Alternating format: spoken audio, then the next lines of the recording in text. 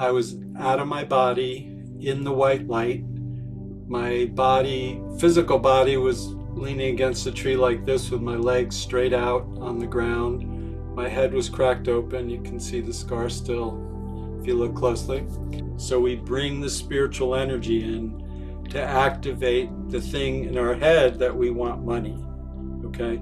And then we ask for light, God's love and light, to come into there. But so we want to be doing good things, being of service. We want to be caring, loving, and whatever. Like someone said to me, I mean, being curious could be a thing. Whatever those qualities and attributes that you have that are being true to yourself.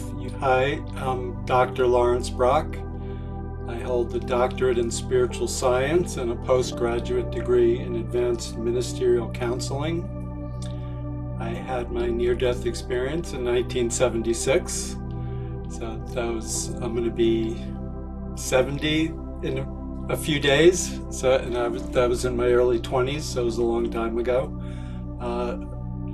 I was living out in the United States, out in the West in Colorado at the time. And my roommate in Colorado was a friend of mine from the Northeast where I grew up and went to high school and everything. And we decided to go back east to just north of New York City to visit our parents. And we drove in his car. It was a 280Z Datsun, like a really fun car to drive. And we drove straight through. It's like 1,800 miles. We went back to our parents' house to rest for a little while, and somehow we found out about a party.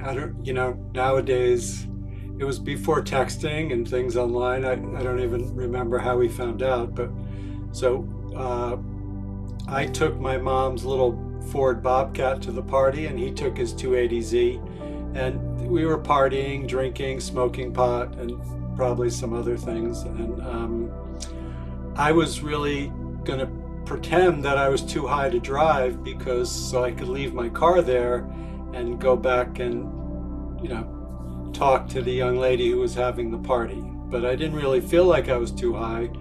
So I had my friend drive me back, told this woman that I was going to pick my car up the next day. Almost back to my parents' house, I remembered my sister needed to use my mom's Ford Bobcat for work the next morning, so I had my friend drive me back. The party was crowded. It was a house filled, every room was packed. There was music, dancing, so it was like you'd have to push through the crowd to get there. So I went through and told her I was going to take my car. I kind of remember pushing through the crowd to go talk to her. I remember pushing through the crowd to get back out to the door. I don't remember actually walking out the door. I remember walking out the path at the front of the house. I don't remember getting into my car. The next thing I remember, I was out of my body in the white light. My body, physical body, was leaning against a tree like this with my legs straight out on the ground. My head was cracked open. You can see the scar still if you look closely. And there was a police officer crouching over me. The car was smashed beyond what you would think anyone could survive in. And I actually went back a few days after I got out of the hospital and looked at the tree that I smashed into. So I fell asleep and smashed into a tree. There was this little tiny dent in the tree, and the car was smashed. I had a picture of it that I've misplaced and haven't been able to find.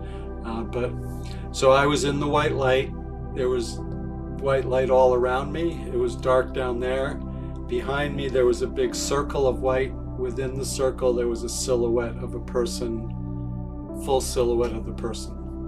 My experience was much more feeling and kinesthetic than thinking, and so it was a lot of just feeling, like knowing, but it was almost like there was no question. So it wasn't like there were answers. It was just everything was good.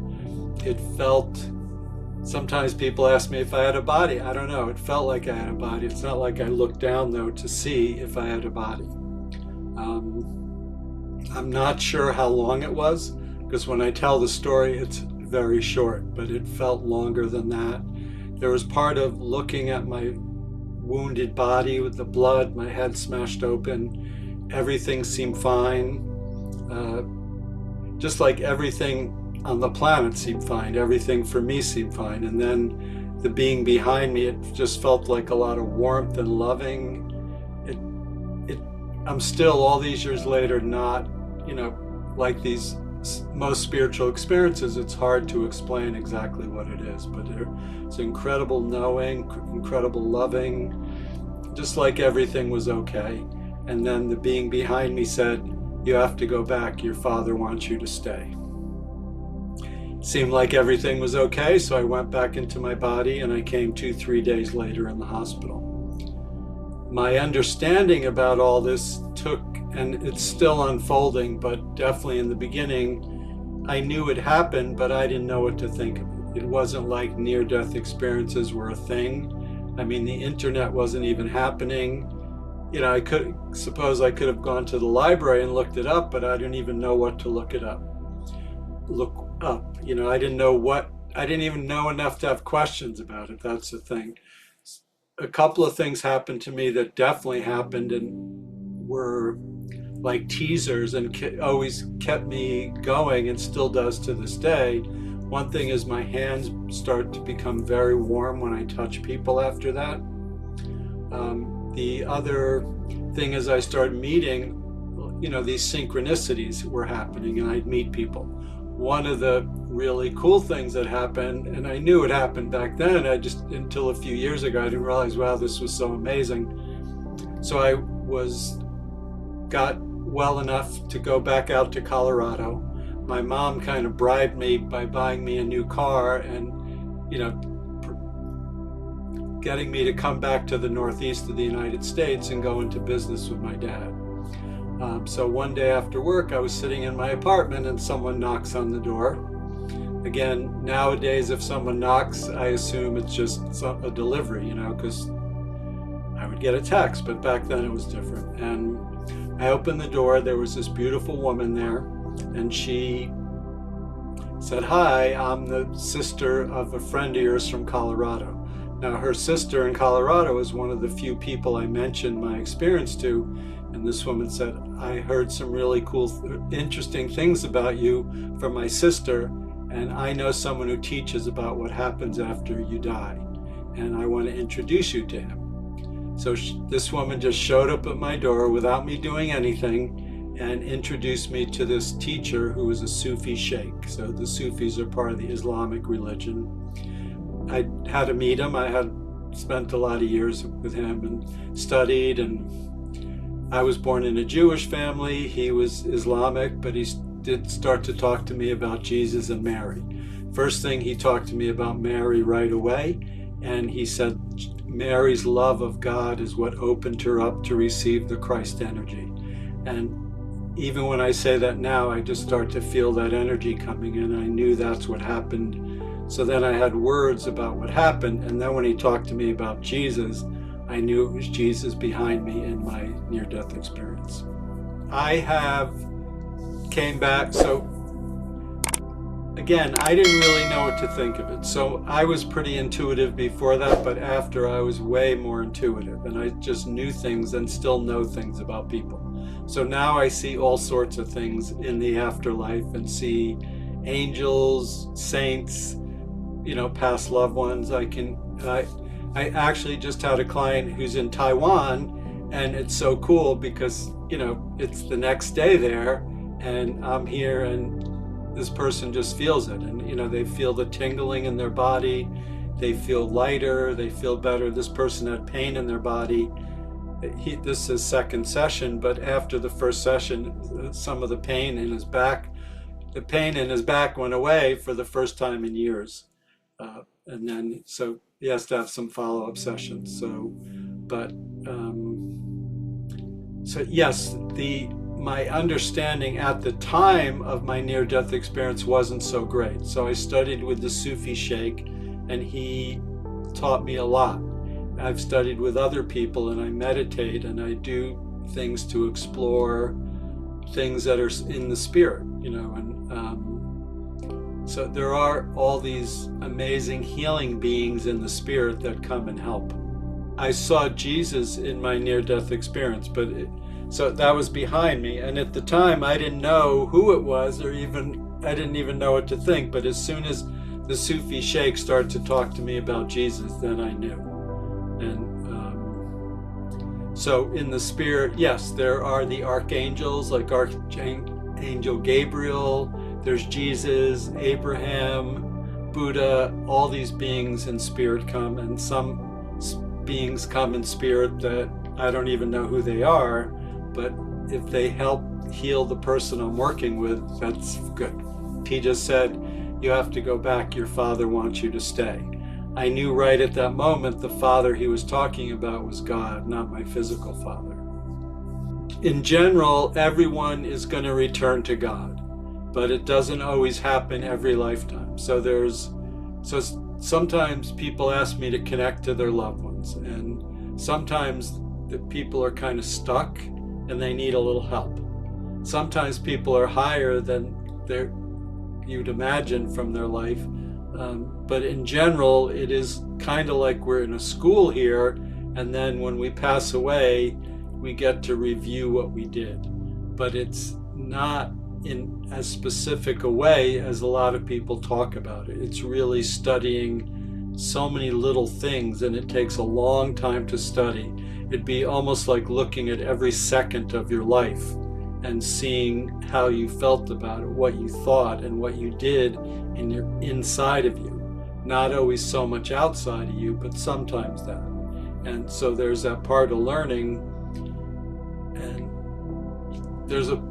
but sometimes people are caught in a cycle, like they're caught in a habit here, but there's ways to help them by introducing them to one of the prophets, basically, a saint that can help them.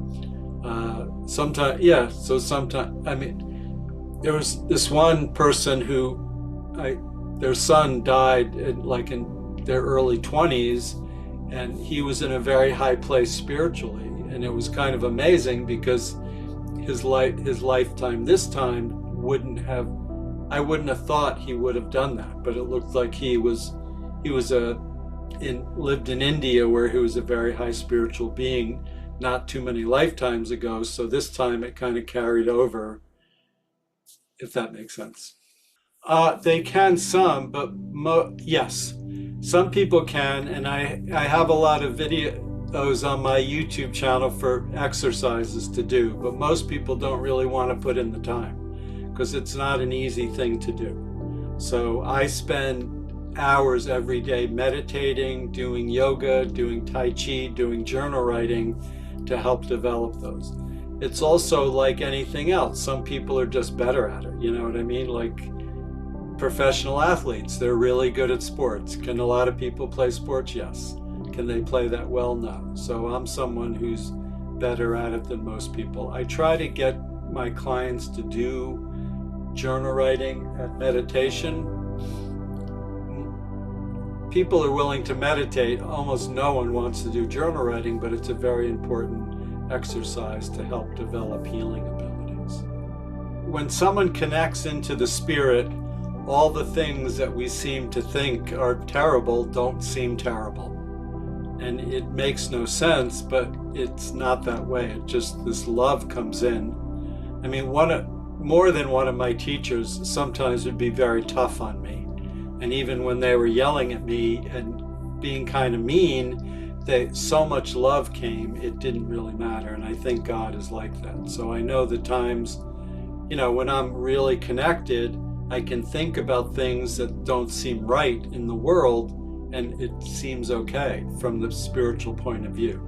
It's a very small part of it. And, even it's easy for me to see that with clients, how these experiences in their life are good for them.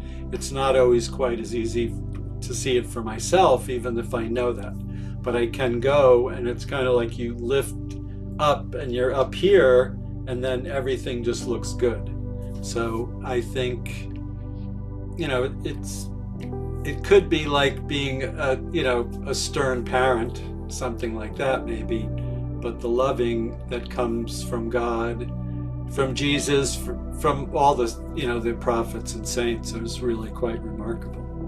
Well, yeah, I mean, unless someone's really, really poor, it doesn't affect their level of happiness necessarily. And I know, there's not too many people in the world who don't worry about money, that's for sure.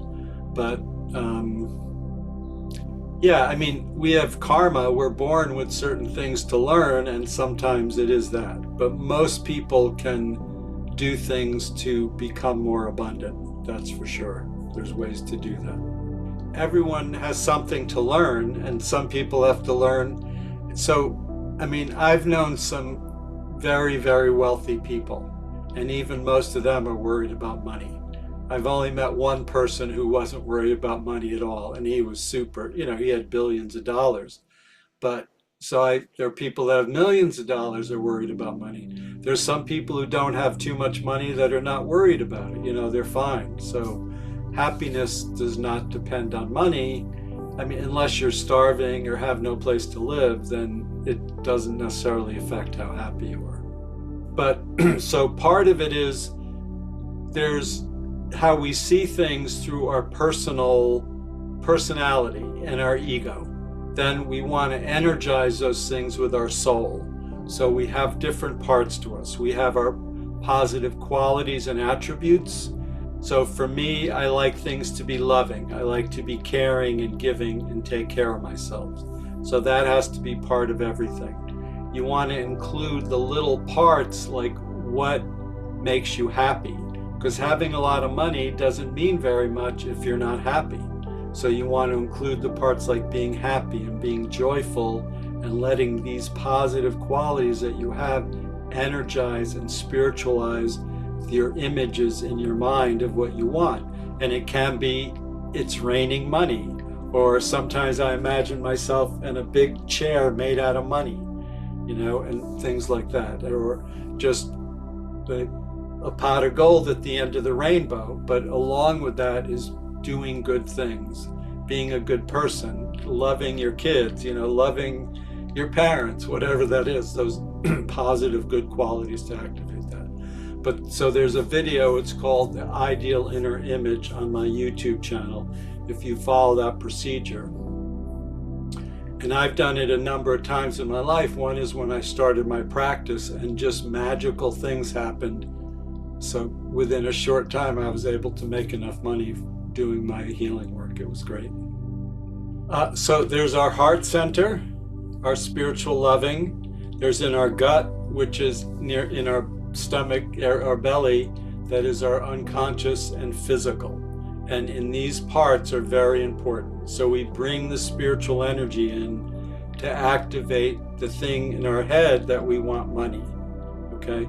And then we ask for light, God's love and light to come into there. But so we want to be doing good things, being of service. We want to be caring, loving, and whatever. Like someone said to me, I mean, being curious could be a thing. Whatever those qualities and attributes that you have that are being true to yourself, you need to be expressing them within the process of making money and getting money. So it can't just be about the money, it has to be about, like for me, I like to do the healing work, but it could be being a painter or whatever it is that's your true expression as your true self. The high self, yes. So generally the high self is located up here of us. So if you can just kind of close your eyes and connect there. But a lot of times we start to connect in our heart center. So there's a way you just close your eyes and imagine this energy expanding, like your heart going like this, and then you can connect to your high self. So we have our high self, we have our conscious self, we have our heart center, we have our gut. And our gut's called the basic self. It connects, it's the physical and unconscious. So these are all parts of us, and we use our intention to include all of them. So, and we want to use all of them in our imagination if we want to create something in the world, so then it's really aligned with our truth. That's really important. I think good will triumph over evil, basically. So sometimes it's hard to think that way because there's so many negative things in the world, but I think there's more people doing spiritual things, doing spiritual work, focusing on good. That's what's going to happen in the future. Sometimes when I work with people, I know very specific things about what's going to be in their future. Yeah, normally I don't really tell people about that stuff because it doesn't really help them, but once in a while I do because I know, I just know something's going to happen. Sometimes I know things, but I'm not 100% sure. But what I do in my work is for the person's healing and spiritual unfoldment. Sometimes telling them something in the future, something comes to mind, this was some years ago, but I knew they were going to meet someone that was not good for them. And they didn't really hear me. And I said to her, you're going to meet this really handsome guy. He wears glasses. You should stay away from him. And then she said, oh, I met someone who's really handsome. And I said, does he? I knew it was him, but she said, he doesn't wear glasses, definitely.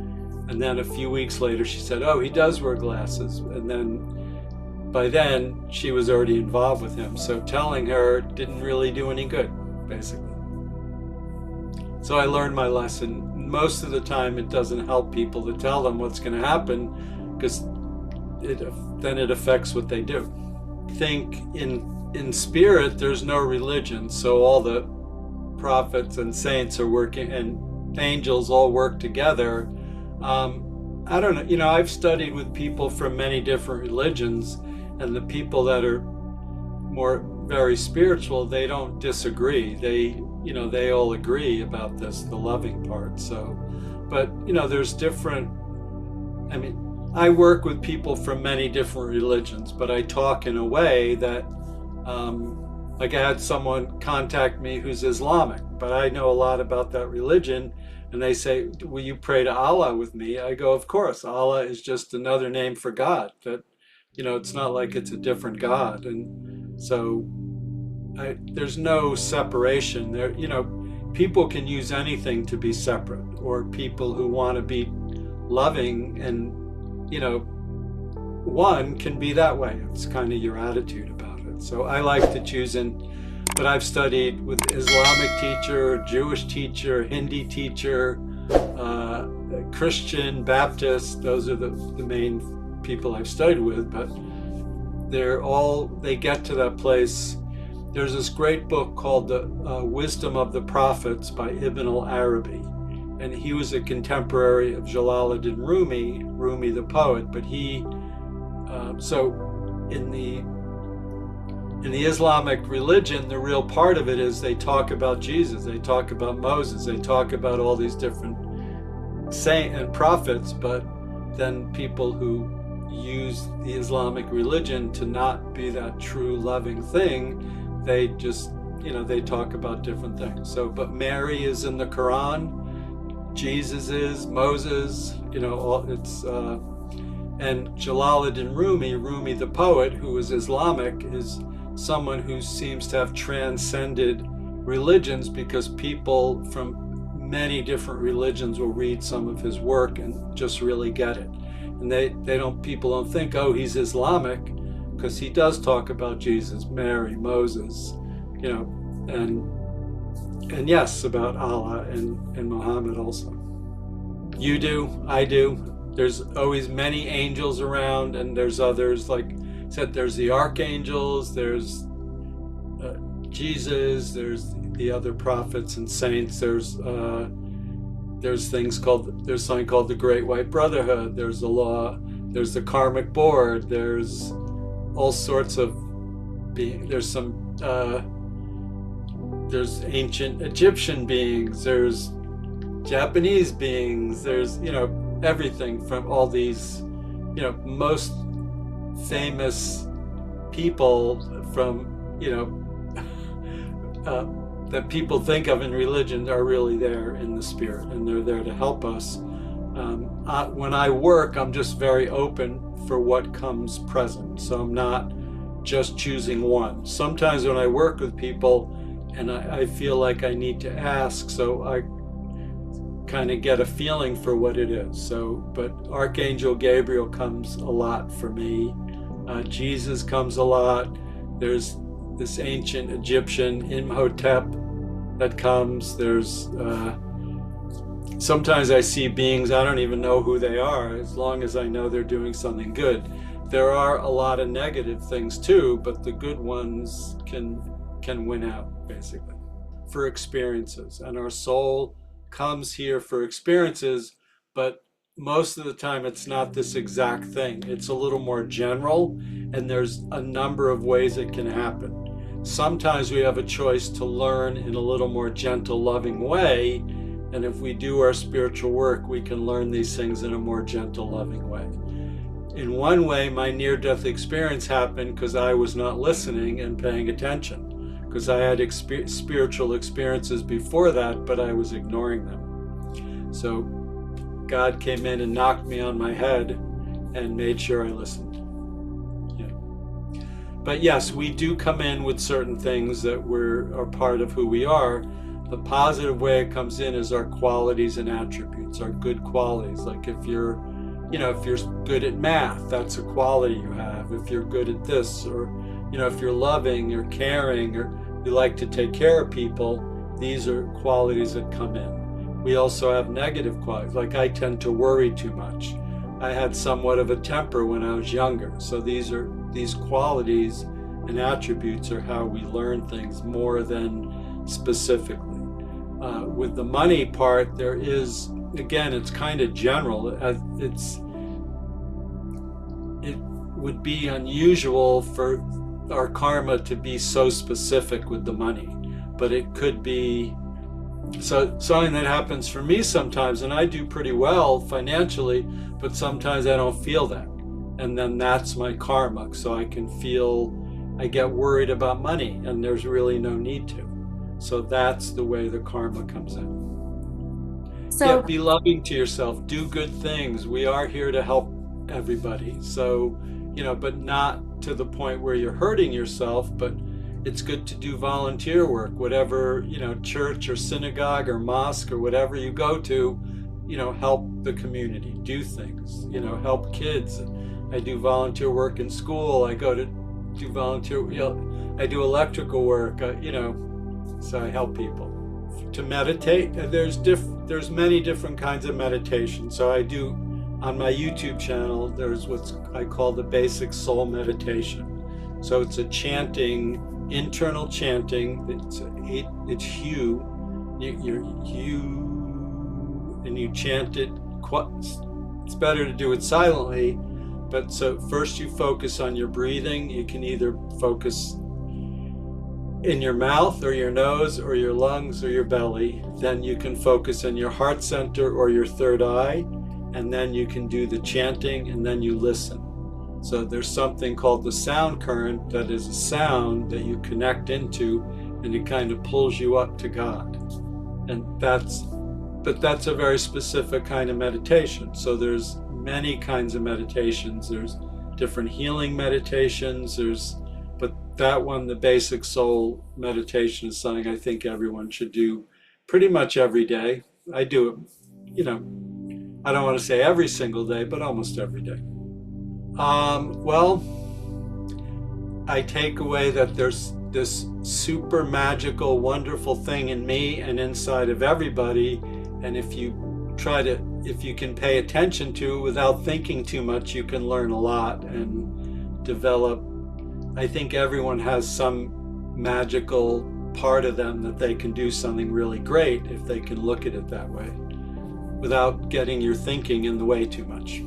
The purpose of life is to love yourself and to learn who you are, a way of looking at all the different parts of yourself, and then within doing that you see how those, again, qualities and attributes are part of God, and then you connect. See, even I say that, there's all this connection there, and that connecting and kind of returning to God is the purpose of life.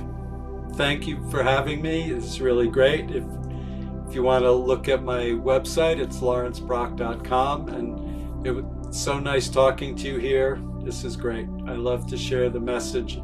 The message is love, and God loves you, and you can find that in you, in your heart, in your being, in what you do, and caring, and all that great stuff.